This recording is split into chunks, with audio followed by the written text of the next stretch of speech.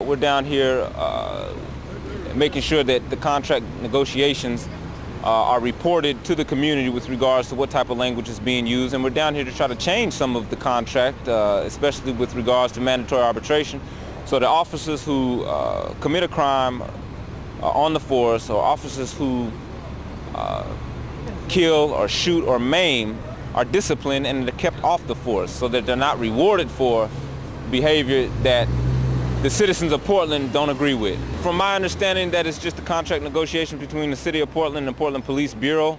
I do not believe that any public testimony is allowed. This is similar to a union negotiation for better wages and a better workplace, which is another thing that seems a little odd and strange when you have a police bureau and a police force with the same organizing rights as, say, a labor union. It's a strange situation and setup that the relationship between the City of Portland and Portland Police have, and we want to expose that and report that to the community the best way we can. This is Joseph Schneider of the Rose City Cop Watch.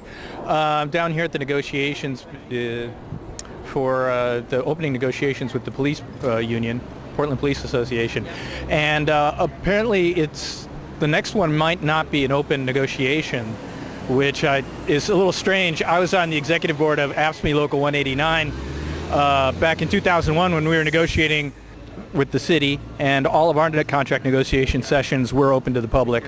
And the Portland Police Bureau, Portland Police Association, the police union, is resisting having all of them open. So I'm not sure what they want to bring up in the closed sessions. I imagine part of it has to do with discipline and the fact that it's currently, due to the clause in the contract, impossible to discipline police no matter how egregious their behavior.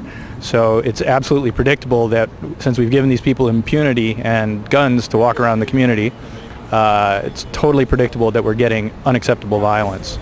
There has been a lot of reporting on officers that are on steroids and other drugs.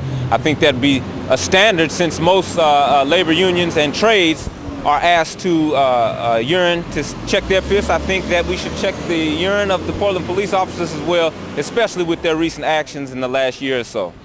7 years ago, an unarmed African-American woman named Kendra James was pulled over in her car and killed by police officer Scott McAllister. Under pressure from the community, then Police Chief Mark Croker suspended McAllister for 6 months without pay.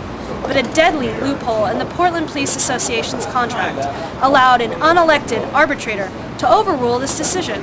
The arbitrator ruled that the suspension was too extreme of a consequence for murder and gave McAllister all of his back pay, turning his suspension into a paid vacation. This deadly loophole created the standard to which killer cops in Portland are now held. McAllister was put back on our streets with an affirmation of his license to kill, and every officer on the force was assured that they could murder without any accountability. Today, Ronald Frashour, the man who shot Aaron Campbell in the back, is on paid leave. The community has been demanding his firing since January, and a police advisory board has even joined in this call. But the city is no doubt reluctant to fire him when they know the PPA will just bring him back to the force and pay for his time off. This deadly loophole must be closed, and now is the time. The PPA and the city are beginning the negotiations this morning right inside this building. All the police contract negotiations must be open to the public, and this deadly loophole must be closed. Our streets are safer when people like McAllister and Frashour are not allowed to patrol them with guns and badges. Our streets are safer when cops know they will face consequences for killing our community. Real accountability starts with firing killer cops. The contract negotiations have been held off for some months now, so I would imagine that there'll be long hours in negotiating this contract. It's well overdue. So it's the union for the police department, but who with the city is negotiating with them?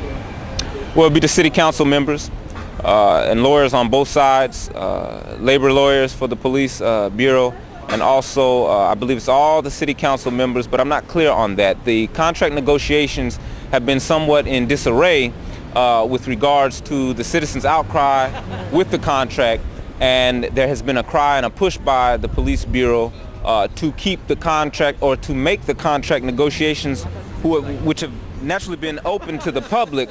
It's been the Portland Police position that they want to close that this is a negotiation between the Portland Police Bureau and the City of Portland, but we want to make sure that they stay open and public.